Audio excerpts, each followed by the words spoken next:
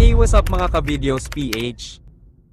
Bea Alonzo hindi na nakapagtimpi sa tagal ng kanya pananahimik laban sa paninira sa kanya ng dalawang showbiz reporter na si Christopher Fermin at OG Diaz. Kaya noong May 2, 2024 nasampan na si Bea Alonzo sa dalawang ito na mahilig daw manggi-alam sa mga buhay ng ibang tao at ibang artista sa showbiz industry.